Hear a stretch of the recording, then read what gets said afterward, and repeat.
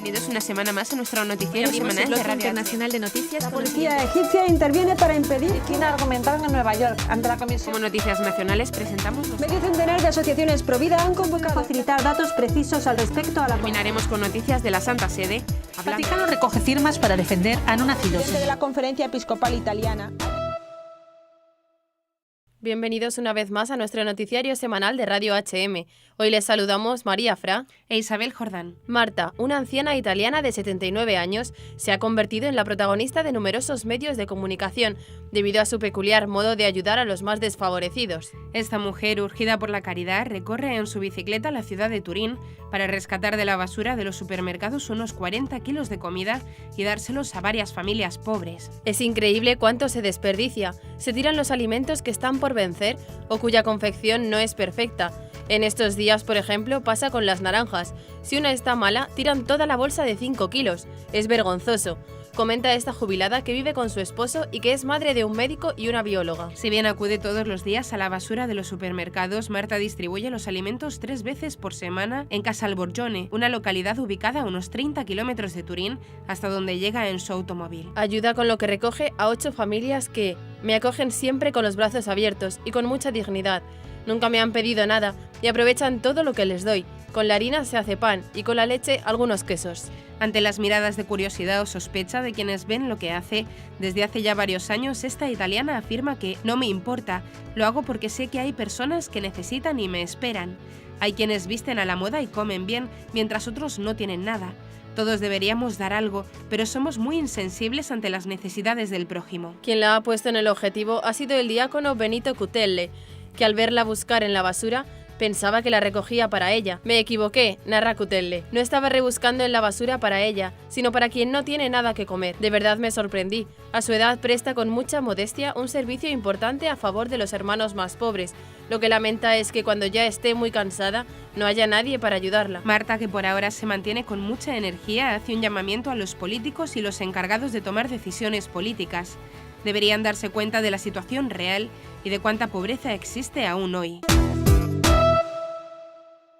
Comenzaremos con las noticias de interés internacional. Bolivia. Gobierno podría encarcelar a obispos y sacerdotes católicos por proselitismo. Estados Unidos. Indulgencia plenaria para los católicos que participen en la Marcha por la Vida. Nigeria. Liberan a 6 religiosas secuestradas. Estados Unidos. Arzobispo condena la eliminación del estatus de protección temporal. Pasaremos después a las noticias nacionales. Llega a España la congelación de óvulos. Manos Unidas emprende proyecto a beneficio de familias indígenas. Profesora diseña aplicación que mejora el aprendizaje de niños con síndrome de Down. Monseñor Rodríguez Magro enseña a sus fieles cómo deben comulgar dignamente. El Arzobispado de Valencia organiza un retiro convivencia para orar por la defensa de la vida. Y por último comentaremos algunas de las noticias más destacadas de la Santa Sede. Papa denuncia que el derecho a la vida es el primer derecho pisoteado. Papa Francisco, la autoridad es un regalo de Dios. Las redes sociales del Vaticano superan ya los 4 millones de usuarios. Cardenal Angelo Amato.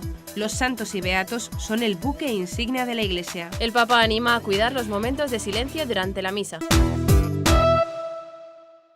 El gobierno de Evo Morales se ha inventado una nueva figura penal, el apostolado delictivo, con el que podría encarcelar a obispos y sacerdotes católicos, así como a pastores evangélicos por hacer proselitismo. Dicho proselitismo religioso, entre comillas, es equiparado con el reclutamiento para conflictos armados. El artículo 88.11 del nuevo Código Penal dice literalmente: será sancionado con prisión de 7 a 12 años y reparación económica la persona que por sí o por terceros capte, transporte, traslade, prive de libertad, acoja o reciba personas con el fin de reclutamiento de personas para su participación en conflictos armados o en organizaciones religiosas o de culto. El artículo podría utilizarse para impedir la predicación del Evangelio y de cualquier otra creencia religiosa con fines proselitistas. En teoría, dicho artículo va contra la Constitución boliviana, que en su artículo 4 dice así: el Estado respeta y garantiza la libertad de religión y de creencias espirituales de acuerdo con sus cosmovisiones. El Estado es independiente de la religión.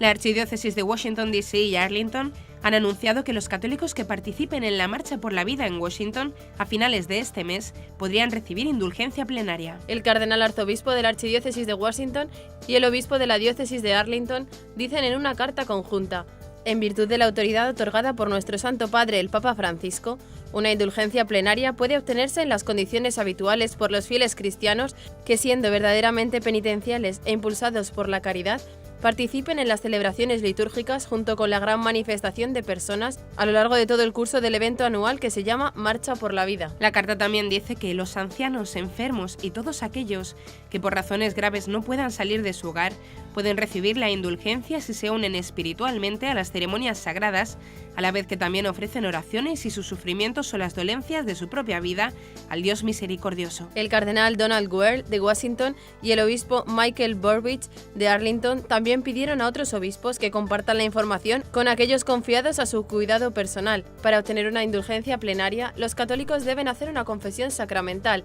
recibir la Sagrada Comunión, tener total desapego del pecado venial y orar por las intenciones del Papa. Con la ayuda de un operativo policial fueron liberadas en Nigeria las 6 religiosas de la congregación del Eucharistic Heart of Jesus, Corazón Eucarístico de Jesús, que permanecían secuestradas desde el 14 de noviembre.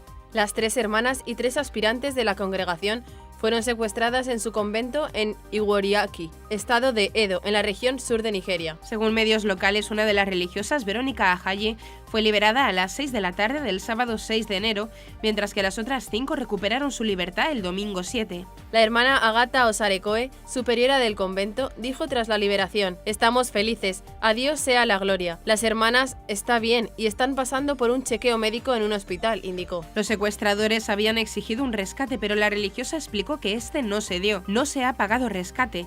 Sabemos que la policía hizo su mejor esfuerzo e hicieron su trabajo. Lo más importante es que nuestras hermanas están bien y que en breve podrán ver a sus familias. El comisario de policía local, Johnson Kokumo, explicó que la liberación de las religiosas se dio tras un operativo en el que los secuestrados no tenían más opción que proceder a dejar en libertad a las hermanas. La liberación se dio después de 53 días de cautiverio. Recientemente el arzobispo de Lagos, Monseñor Alfred Martins, había pedido a las fuerzas del orden que incrementaran los esfuerzos para rescatar a las religiosas.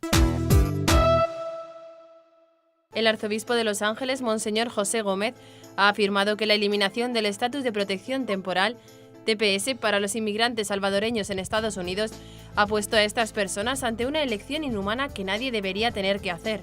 El prelado de origen mexicano expresó su sorpresa por la decisión de la administración de Donald Trump de eliminar el programa que protegía a unos 200.000 salvadoreños desde el año 2001. La decisión del gobierno da un plazo de año y medio a estos salvadoreños para salir del país. El arzobispo dijo que, en términos prácticos, la decisión gubernamental hará que estas 200.000 personas se vean obligadas a regresar a su país de origen, que aún no cuenta con los recursos adecuados para recibirlo. Monseñor Gómez recordó que muchos de estos 200.000 beneficiarios del TPS salvadoreños son padres de familia y alrededor de 190.000 de sus hijos nacieron en este país y son ciudadanos de los Estados Unidos.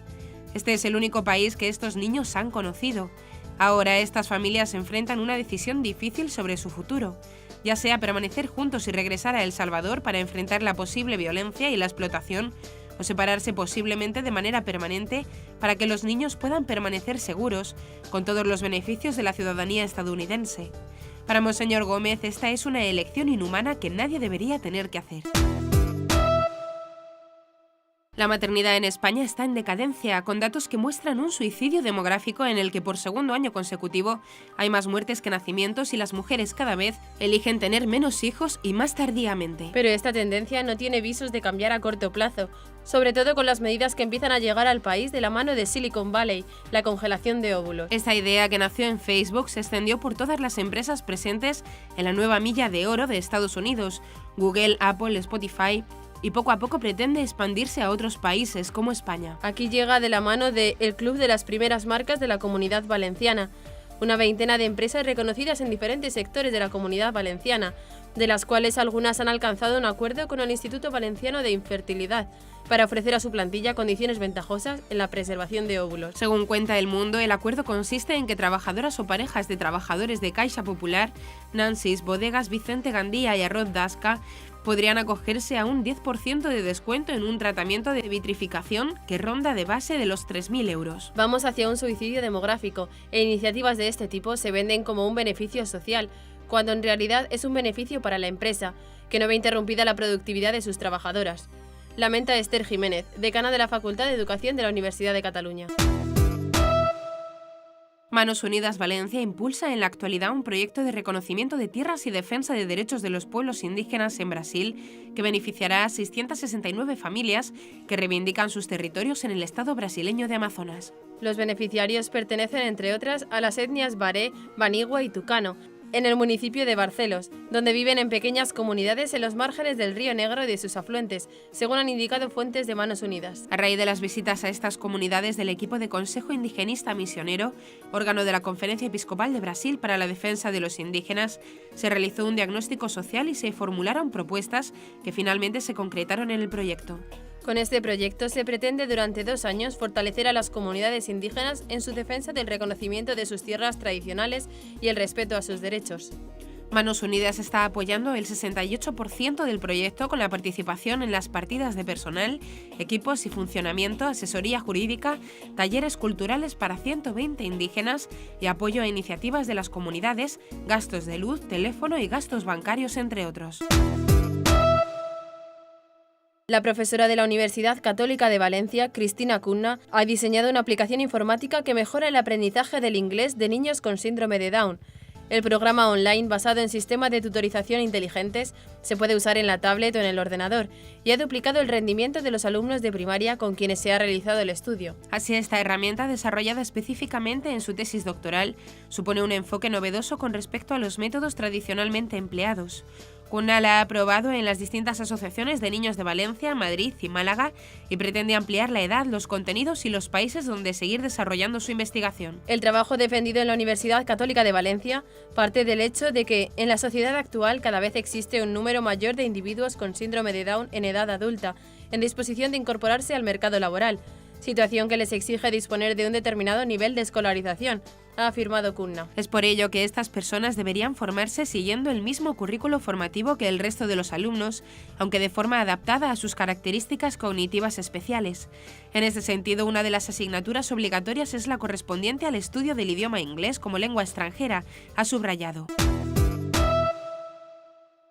Monseñor Amadeo Rodríguez Magro, obispo de Jaén, España, ha escrito la carta pastoral El cuerpo de Cristo, una reflexión de vuestro obispo sobre cómo recibir la comunión, en la que da una serie de indicaciones para comulgar de forma digna y consecuente con la sacralidad del sacramento de la Eucaristía. Aunque Monseñor Rodríguez Magro asegura que tiene la impresión de que, al menos en lo que yo percibo, en general es muy bueno el modo con que se participa en la Eucaristía en nuestras comunidades, advierte que me disgusta cómo algunos se acercan a comulgar y cómo vuelven a sus asientos los que han recibido el cuerpo del Señor. No sé qué sucede, pero, llegado ese momento de la comunión, hay una especie de desconcierto en el templo, con lo que se da la impresión de que algunos de los presentes no son conscientes de lo que está sucediendo en ellos, para ellos y también para todos los que participan en la misa. El obispo exhorta que, tras comulgar, los fieles se encuentren con Jesús en intimidad.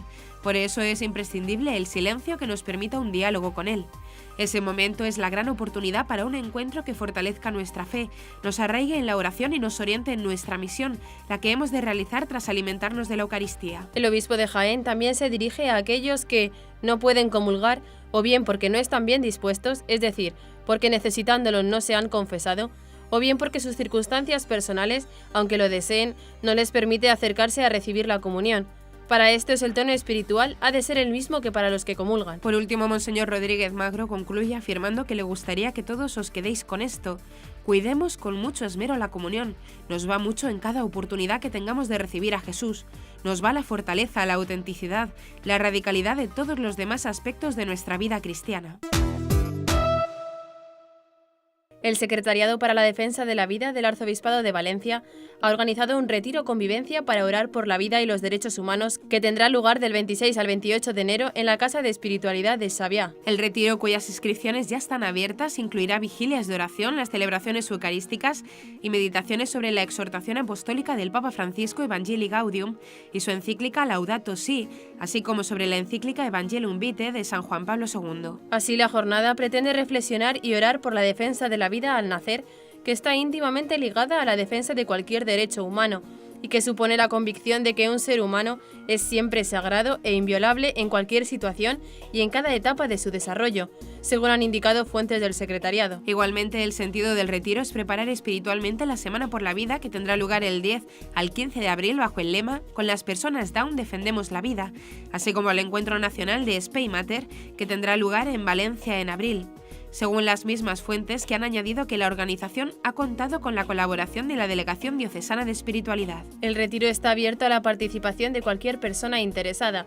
Para obtener más información y realizar inscripciones, el Secretariado para la Defensa de la Familia ha habilitado la siguiente dirección de correo electrónico: familiayvida.valencia@gmail.com. El Papa Francisco ha articulado el tradicional discurso de principios de año dirigido al cuerpo diplomático acreditado ante la Santa Sede en torno al 70º aniversario de la proclamación de la Declaración Universal de los Derechos Humanos, que tuvo lugar el 10 de diciembre de 1948. Duele constatar cómo muchos derechos fundamentales están siendo todavía hoy pisoteados. El primero entre todos, el derecho a la vida, enfatizó el pontífice, quien señala que no solo se ve violentado por las guerras o la violencia, sino con formas más sutiles. Así, ha citado la amenaza del aborto sobre los seres humanos, descartados antes de nacer, no deseados, a veces solo porque están enfermos o con malformaciones, o por el egoísmo de los adultos. En la misma línea ha condenado los movimientos favorables a la eutanasia que hacen que los ancianos sean tantas veces descartados, sobre todo si están enfermos, porque se les considera un peso. El Papa Francisco también se ha detenido en especial en el derecho a formar una familia entendida como elemento natural y fundamental de la sociedad, reconocido por la Declaración de 1948. Estamos ante un verdadero invierno demográfico. Ha subrayado para asegurar a continuación que esto es un signo de sociedades que tienen dificultad para afrontar los desafíos del presente y que, volviéndose cada vez más temerosas respecto al futuro, terminan por encerrarse en sí mismas. Estas son las 3 características en las que se sostiene la autoridad del sacerdote, según explicó el Papa Francisco en la misa de este martes 9 de enero en la Casa de Santa Marta: emoción, cercanía y coherencia. Según el Santo Padre, fue el mismo Jesús el que estableció esta autoridad pastoral, y así figura en el Evangelio de San Marcos, en el que se narra cómo los asistentes a la sinagoga de Cafarnaún quedaban asombrados de la autoridad de Cristo. A diferencia de las enseñanzas de los escribas y doctores de la ley de Israel, que enseñaban desde sus cátedras alejados de la gente, la enseñanza de Jesús provocaba el estupor de la gente, movía sus corazones. Jesús tenía autoridad porque se acercaba a la gente, insistió el Papa. Debido a que era cercano, entendía, y también podía acoger, curar y enseñar con cercanía. Aquello que a un pastor da autoridad, o que despierta en él la autoridad que le ha dado el Padre, es la cercanía a Dios en la oración y la cercanía a la gente. El pontífice recordó que el pastor apartado de la gente no llega al pueblo con el mensaje. Cercanía, esa doble cercanía, a Dios y a la gente. Esa es la unión del pastor que se conmueve ante el don de Dios en la oración y que se puede conmover ante los pecadores, ante los problemas, ante las enfermedades de la gente. Permite al pastor conmoverse. La autoridad es un regalo de Dios, solo procede de Él y Jesús la da a los suyos. Autoridad en el hablar, que procede de la cercanía con Dios y con la gente, siempre juntos. Autoridad y coherencia, nada de doble vida. Y si un pastor pierde esa autoridad, que al menos no pierda la esperanza. Siempre hay tiempo de acercarse y de revestirse de autoridad, concluyó. La Secretaría para la Comunicación de la Santa Sede informó a través de un comunicado de que sus diferentes redes sociales, Facebook, Twitter, YouTube e Instagram, suman ya más de 4 millones de usuarios, lo que reconoce la labor de la nueva Secretaría de la Comunicación en la reforma de la estructura mediática del Vaticano. Un ejemplo son los 3 millones nuevos de seguidores en Facebook o el inmediato reconocimiento visual en Twitter de la cuenta Vatican News, el nuevo portal de noticias de la Santa Sede. Las distintas redes son coordinadas por la Dirección Editorial y la Dirección Teológico-Pastoral de la Secretaría para la Comunicación, dice también la nota. Además, un equipo de la Secretaría para la Comunicación, junto con la Secretaría de Estado, se ocupa de los perfiles oficiales del Papa en Twitter, @pontifex, con 44 millones de seguidores en 9 lenguas, y @franciscus en Instagram, con 5 millones en un único canal. Por su parte, Monseñor Darío Eduardo Viganó, prefecto de la Secretaría para la Comunicación, asegura que el fortalecimiento de nuestra presencia en las redes sociales constituye uno de los efectos del gran proceso de reforma de los medios vaticanos que se está implementando. El prefecto de la Congregación para las Causas de los Santos, cardenal Angelo Amato, afirmó que los hombres y mujeres que han logrado alcanzar el cielo por su extraordinario testimonio evangélico son en nuestro tiempo el buque insignia de la Iglesia y la sociedad. El cardenal italiano resaltó que la meticulosidad que se reserva a la elaboración de los productos de calidad es la misma que se usa también en el proceso canónico para llegar a la beatificación de los siervos de Dios y la canonización de los beatos. El prefecto destacó que el servicio de la Congregación de las Causas de los Santos a la Iglesia y la sociedad consiste en celebrar a los hombres y mujeres, pequeños y grandes de toda lengua y nación, que han vivido de modo heroico las virtudes cristianas o han perdido la vida con el martirio, expresando con firmeza la propia identidad cristiana ante los enemigos de Dios y de la Iglesia.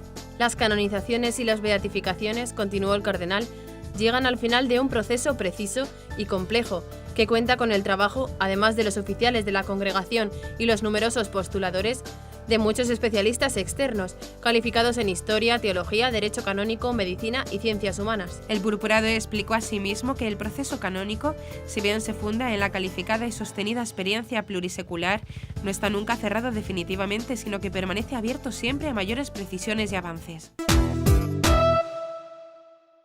En su catequesis de este miércoles 10 de enero, durante la audiencia general, el Papa Francisco reflexionó sobre la importancia del silencio en la liturgia de la celebración eucarística e invitó a los sacerdotes a cuidar esos momentos.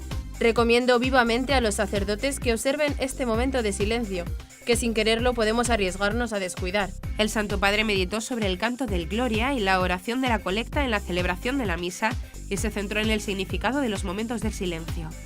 En la liturgia, la naturaleza del santo silencio depende del momento específico, afirmó. Explicó que, durante el acto penitencial, ese silencio ayuda al recogimiento, mientras que tras la lectura o tras la homilía, el silencio llama a meditar brevemente sobre aquello que se ha escuchado. Asimismo, después de la comunión, el silencio favorece la oración interior de agradecimiento. Por otra parte, antes de la oración inicial, el silencio ayuda a recogerse en nosotros mismos y a pensar por qué estamos ahí. El Santo Padre destacó la importancia de escuchar nuestro ánimo y de abrirlo después al Señor. Tal vez hemos tenido unos días de cansancio, de alegría, de dolor, y queremos compartirlo con el Señor y pedir su ayuda, o pedirle que permanezca cercano a nosotros. El silencio, continuó, no se reduce a la ausencia de palabras, sino a la disposición a escuchar otras voces, la de nuestro corazón y sobre todo la voz del Espíritu Santo. Precisamente del encuentro entre la miseria humana y la misericordia divina, toma vida la gratitud expresada en el Gloria, un himno antiquísimo y venerable, mediante el cual la Iglesia, reunida en el Espíritu Santo, glorifica y suplica a Dios Padre y al Cordero, explicó el pontífice citando el misal romano. Podemos decir que el Gloria, cantado o recitado el domingo, excepto en el tiempo de Adviento y de Cuaresma y en las solemnidades y fiestas, constituye una apertura de la tierra hacia el cielo, en respuesta a la inclinación del cielo hacia la tierra. Con la invitación de Oremos, el sacerdote exhorta al pueblo a recogerse con él en un momento de silencio, con el fin de tomar conciencia de estar en presencia de Dios y de hacer surgir en cada uno, en su propio corazón, las intenciones personales con las cuales participa en la misa. Finalmente invitó a que este silencio reflexivo se extienda más allá de la misa. En el rito romano las oraciones son concisas, pero ricas de significado. Por ello animó a volver a meditar los textos fuera de la misa, pues puede ayudarnos a aprender cómo dirigirnos a Dios, qué pedirle y qué palabras usar. Y hasta aquí nuestro informativo semanal, esperamos que haya sido de su agrado. Recuerden que pueden seguir escuchándonos siguiendo el resto de nuestra programación en directo a través de la web www.radiohm.net. En ella podrán encontrar también distintos podcasts con los informativos anteriores y otros audios que también pueden ser de su interés. Seguiremos estos días informando de las noticias de la Iglesia y del mundo a través de nuestros breves espacios informativos que les ofrecemos todos los días cada media hora aquí en Radio HM 88.9 FM y HM Televisión. Ayer, hoy y siempre, la verdad. Gracias por habernos acompañado. Les han informado Isabel Jordán y María Fra. Hasta la próxima semana.